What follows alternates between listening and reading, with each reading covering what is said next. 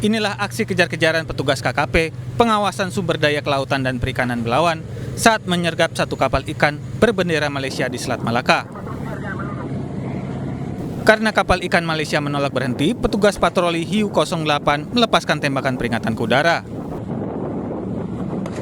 Petugas akhirnya mengamankan kapal ikan Malaysia PKFB 1749 bersama 5 awak kapal kewarganegaraan Myanmar.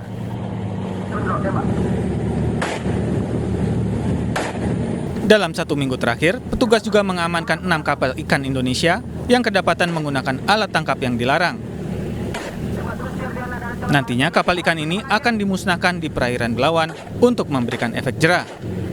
Dari Medan, Sumatera Utara, Yuda Bahar, iNews melaporkan. Pemirsa, akibat terjadi kerumunan, petugas gabungan Satpol PP dan TNI Polri membubarkan pengunjung kafe di Kramat Jati, Jakarta Timur. Selain menertibkan pedagang yang membandel, petugas juga menderek mobil yang parkir sembarangan. Bapak dan Ibu yang memiliki kendaraan, segera memindahkannya. Petugas gabungan Satpol PP, TNI, dan Polri membubarkan kerumunan warga di sepanjang Jalan Letjen Sutoyo, Kramat Jati, Jakarta Timur. Kerumunan ini terjadi akibat banyaknya pedagang kaki lima yang lampaknya diramaikan warga. Selain membubarkan warga yang berkerumun, petugas juga memberi sanksi bagi pelaku usaha yang membandel. Tak berhenti di situ, petugas juga mengempiskan ban motor warga yang parkir sembarangan. Sementara mobil yang melanggar aturan langsung diderek petugas. Nah, ini kita lihat masih kondisinya sangat ramai sekali dan sudah beberapa kali memang kegiatan ini kita lakukan. Tapi memang masyarakat masih belum sadar untuk pelaksanaan bahwa kita masih pandemi COVID. Dan kegiatan ini dilakukan atas laporan masyarakat dan sekaligus pelaksanaan PPKM level 2 di ibu kota. Dari Jakarta, Rio Manik, iNews melaporkan. Petugas pemadam kebakaran Kota Makassar membantu melepaskan cincin yang tersangkut di jari seorang gadis. Proses evakuasi berlangsung dramatis lantaran petugas harus memotong cincin menggunakan mesin gerinda.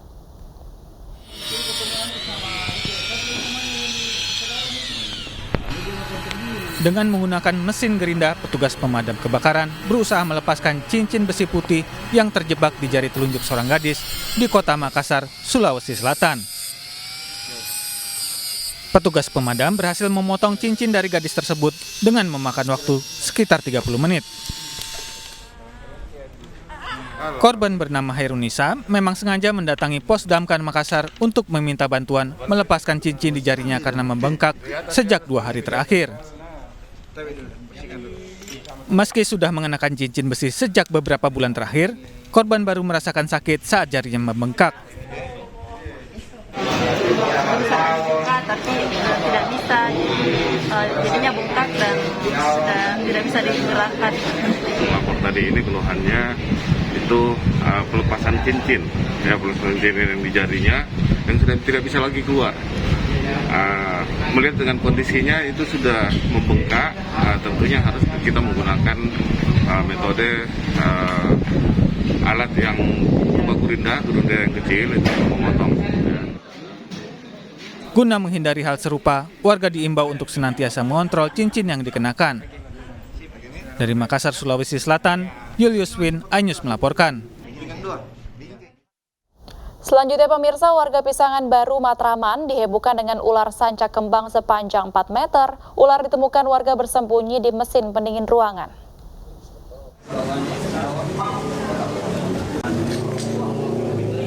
Ular sanca sepanjang 4 meter menghebohkan warga Matraman, Jakarta Timur.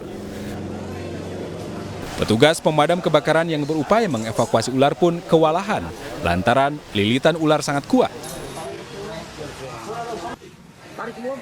Setelah sembunyi di atas mesin AC, ular kabur ke atap rumah salah satu warga. Di dalam atap, ular kembali melilitkan diri ke pipa.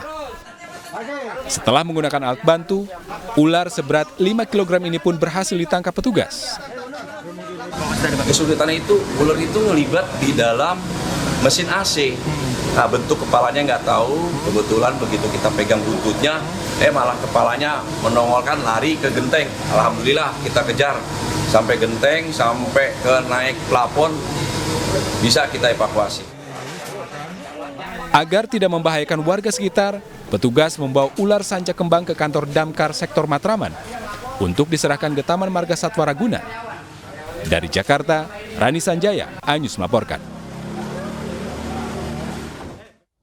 Seekor gajah Sumatera ditemukan mati di perkebunan kelapa sawit milik warga di Kabupaten Bengkalis, Riau. Gajah betina yang diperkirakan berusia 25 tahun tersebut diduga mati akibat tersengat arus listrik.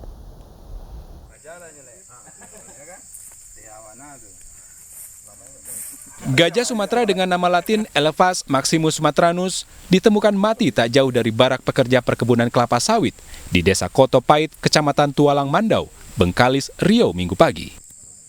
Gajah betina ini mati dalam kondisi menyusui, diduga akibat tersengat listrik barak pekerja kelapa sawit. Balai Besar Konservasi Sumber Daya Alam atau BPKSDA Riau telah menurunkan tim medis untuk melakukan nekropsi atau bedah bangkai untuk mencari tahu penyebab pasti kematian gajah ini.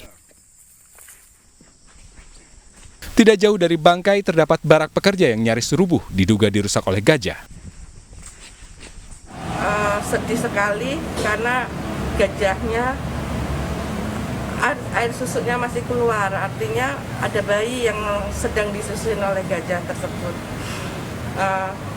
Penyebab matinya untuk sementara dugaannya karena kesetrum aliran listrik yang tersambung dari PLN ke barak pekerja. Gajah yang ditemukan mati merupakan bagian dari individu kelompok 40 gajah liar di kawasan Suaka Marga Satwa Giam Siak Kecil. Dari Pekanbaru Riau, Indra Yose Rizal, iNews melaporkan. Jenazah pekerja bangunan yang tewas terperosok ke dalam lubang sedalam 10 meter saat merenovasi rumah berhasil dievakuasi. Informasinya sesaat lagi, tetaplah di iNews Malam.